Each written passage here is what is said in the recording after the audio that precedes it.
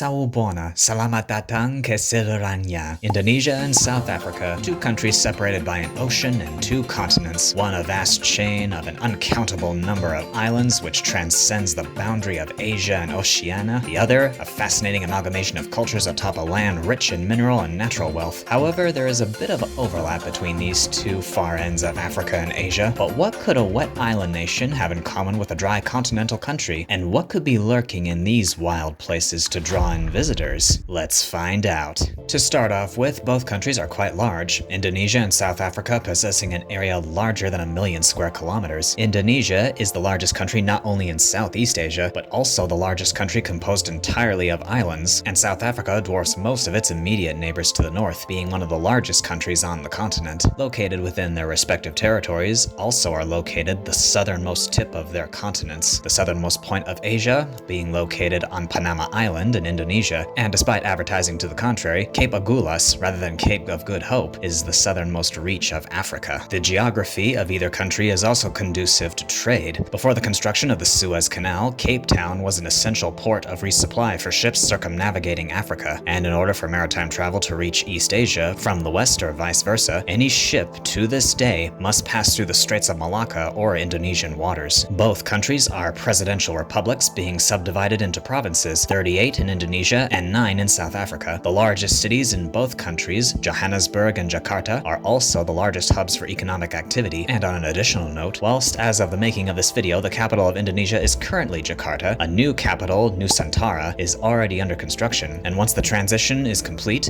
Nusantara will share the distinction with Pretoria of being a capital, but not the largest city. Throughout their history, both territories have been to varying degrees colonized by the Dutch. Under the Dutch East India Company, the Cape Colony was first established in 1652 and attracted many Dutch settlers whose descendants today are the Afrikaners. This history is also reflected in the many place names around South Africa, such as Bloemfontein, Gans Bay, the Vaal and Orange Rivers, Drakensberg, and Kruger National Park. Dutch trade with and the subjugation of various sultanates and kingdoms throughout Java, Sumatra, Borneo, and the like had been occurring since the early 19th century, and while, through treaties and political machinations, the Dutch relinquished control of their South African colony to the British, the Dutch presence in Indonesia remained until the end of World War II, where due to a combination of devastation from the war in Europe and the Japanese occupation of the islands, a more organized Indonesian nationalist movement, a depletion of resources after 4 years of fighting said nationalist movement, and political pressure from the Americans led to the Dutch recognition of Indonesian independence on December 27, 1949. But wherever the Dutch went, the Portuguese usually got there first or were not far behind. Both South Africa and Indonesia border former Portuguese colonies, with Mozambique to the east of South Africa and Timor-Leste bordering Indonesia's East Nusa Tenggara province. Both countries have also at one point invaded and occupied one of their neighbors. During World War I, South Africa invaded German Southwest Africa, today known as Namibia, and administered the area for 75 years before gaining independence on the 21st of March 1990. And when East Timor declared independence from Portugal in 1975, Indonesia invaded and within a year fully annexed the country. Occupation by the Indonesian forces continued for 26 years before East Timor was granted independence again on May 20th, 2002, becoming the second most recent country to date. Today, tourism is a massive draw for their economies, the prospect of relaxing in the serene nature the primary magnet for visitors. South Africa is one of the prime destinations to embark on a safari, and Bali is among the most popular destinations in all of Asia for beachgoers and those looking for a spiritual rediscovery. Playing off of the island's Hindu culture demonstrates another uniqueness the two countries have in common: their people. The official motto of both countries is unity in diversity, and one look at the demographics of either country will tell you diverse would be an apt way to describe them. South Africa has 12 official languages, and while Indonesia has one official language, Bahasa Indonesia, there are over 700 languages spoken throughout the country, making it the second most linguistically diverse country in the world, behind only Papua New Guinea. The largest ethnic group in either country are the Javanese in Indonesia and the Zulu in South Africa. However, neither form a majority in their respective country. Another commonality, the heartland of the Javanese and the Zulu are directly east of the next largest ethnic groups of both countries, the Sundanese and the Xhosa. On the note of language, Bahasa Indonesia serves as a common language across the country through various ethnic groups, and while in South Africa, the preference for the use of Afrikaans as a lingua franca has been replaced by English and the other languages since the end of apartheid, it is still widely taught in schools. And of course, from the natural side of things, both countries countries offer stunning landscapes from jungles and volcanoes to savannas and deserts, and this is reflected in their wildlife. No doubt people are familiar with the stunning animals one can find on a safari in South Africa, but not as well known are what one can find in Indonesia. Both are home to a species of elephant, with the specimens on Sumatra and Borneo as impressive as the herds found in Kruger or Addo Elephant National Park. Two of the biggest of the big cats call each country home, with lions in South Africa and Indonesia being home to the king of an actual jungle, the Sumatran subspecies of the tiger. Leopards stealthily stalk the wilderness, as well as a range of crocodiles, pythons, hornbills, buffalo, and civets, as well as two species of rhinoceros, the white and black rhino in South Africa and the Sumatran and Javan rhino. The latter, sadly both so critically endangered, their numbers are only in the double digits. Of course, both countries are home to types of animals not found in the other, with ostriches, hyraxes, African penguins, hyenas, aardvarks, and boomslangs not found anywhere in Indonesia, and orangutans, cassowaries, mouse deer, sun bears, tree kangaroos, and echidnas not found anywhere in Africa. Indonesia goes even a step further with species not even found in any other country, such as the babirusa, Sumatran rabbit, and the most famous, the Komodo dragon, the largest living lizard found only on the islands of Komodo, Rinca, Flores, and Gili Motang.